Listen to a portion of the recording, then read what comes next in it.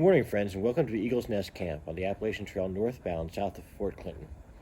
I'm here with Bargo Bear having my morning coffee after spending the night out here, and it had to be to report that all my gear worked out really well. It was a cold night here. It dropped down into the low 20s, but I was very comfortable with my Enlightened Equipment 20-degree quilt and actually wearing this puffy and this fleece to bed. I did actually end up waking up in the middle of the night and putting on my fleece. So I'm having my coffee here with Bargo Bear to warm up, and then we're going to go through packing my pack, and I'm going to show you how I put all of this and that tent over there into my pack for the day. All right, friends, welcome back to Eagle's Nest Camp, and I've had my breakfast, and I'm about to get packed up for the day. So the object is going to fit all of this into here. A couple basic things about packing. A lot of people use a compactor bag inside of their pack. I've actually never really found that effective. I mean, I imagine it's effective, but I've always found it kind of a hassle and a pain in the neck. I tend to keep everything in one of two forms, either a mesh stuff sack or a dry sack.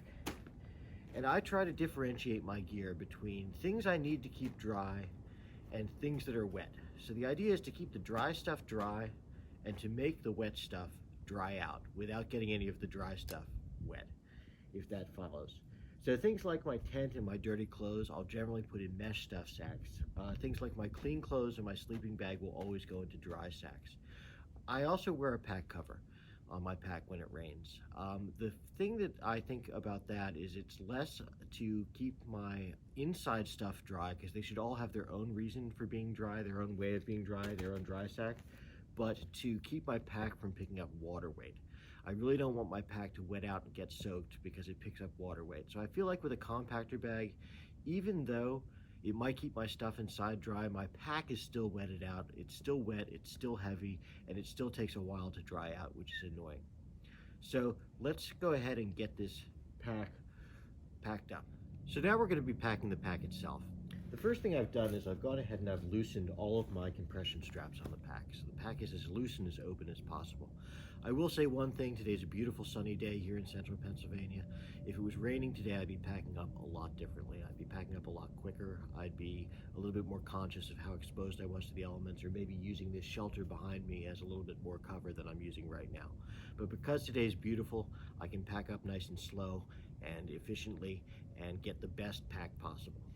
So I want my biggest weight to be right between my shoulder blades and my center of mass. So that's not going to be the very top of my pack, but close to the top for efficiency reasons. So I'm going to want to start with a base. So I'm going to start with my sleeping system. This is also one of the most important things in my pack. And so I want it low down so it gets the most protection in case my pack wets out. So that's going to be my sleeping bag, my sleeping pad, and my air pillow are going to stuff down in there. So those are going to go right down to the very bottom of my pack. My next layer is generally my clothing, which is fairly heavy, but not that heavy.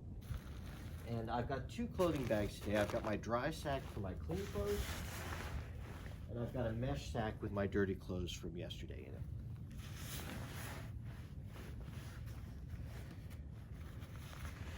They're going to just stuff down right like that. I also generally on this layer kind of find a way to stuff in my cooking gear. I want this kind of central in my pack because it's medium heavy and it also doesn't compress very well. Unlike some of these softer things that I can compress, this one is a little bit hard, so I don't like it towards the outside where it's going to poke me. So that's going to pop down in there.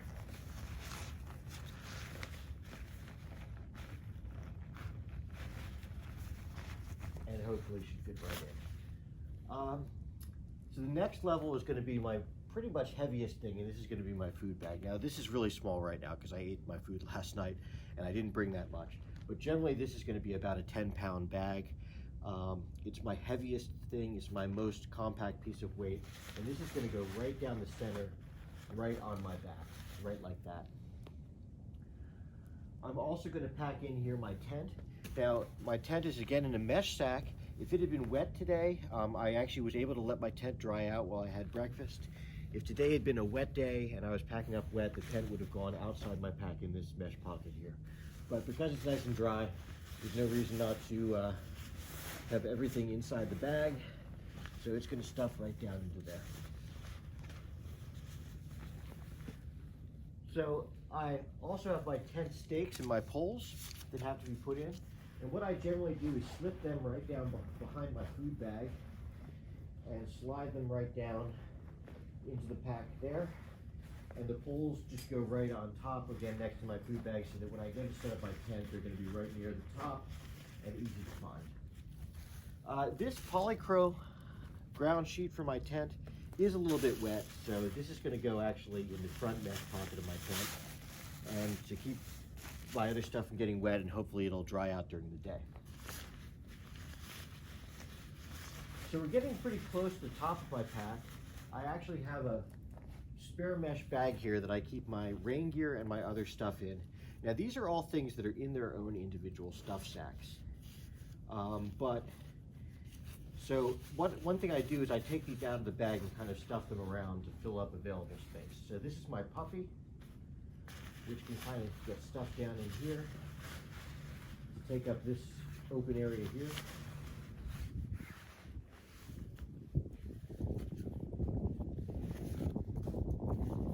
These are my camp booties, which are going to go on the other side. Kind of fit into this open spot here, below my food bag. And my rain jacket, my rain skirt, and my pack cover are all going to fit in right on top of the pack, where if it starts to rain, I'm going to have them really easily. Okay, so now that we've got everything in the pack, it's time to get it a little bit buttoned up. So I'm going to put this right down here. Now, the last thing I generally throw in the pack is my personal bag. This has my charger and my journal in it. The reason I put this in is because it's in a dry sack, so it's something that's waterproof, and it's also flat. So it gives me a nice flat top to my pack to stow some stuff on top too. What I'm going to do first is I'm going to roll down this roll top. And this is going to be my main protection against rain, and that just rolls down very tight. And then this buckle is going to buckle and tighten right down on top of it. Now I'm going to start with my compression straps, and just working up the pack, I'm going to pull each one of these side compression straps as tight as I can get it. And that's going to compress my load, tighten it up, and keep it from shifting around during my hike during the day.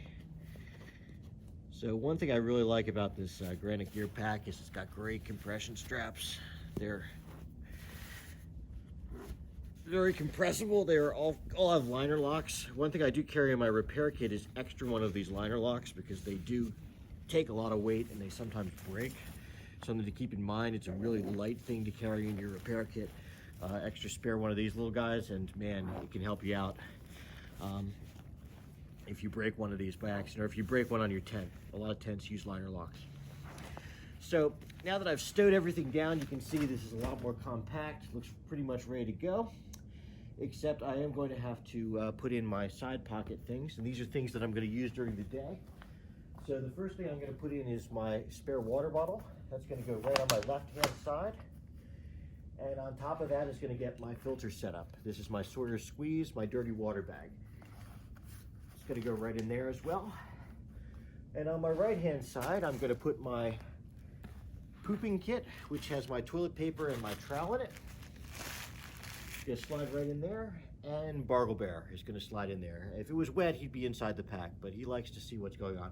If you notice, Bargle Bear is wearing his Blaze Orange. It isn't hunting season right now for rifles, but there are still bow hunters out, so I thought that we should be cautious. So what do we use Bargle Bear for on the side of the pack that we need him during the day? Well, I like to talk to him during the day, and talking to yourself is kind of weird. So anyway, finally, my sit pad. It's going to sit right on top there, so I can get to it when I take breaks.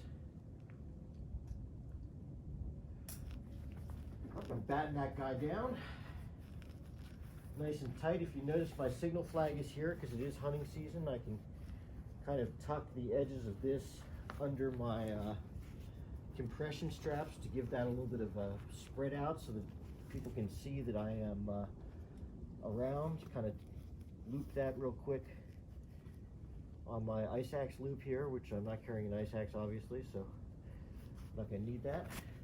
Give me a little flag.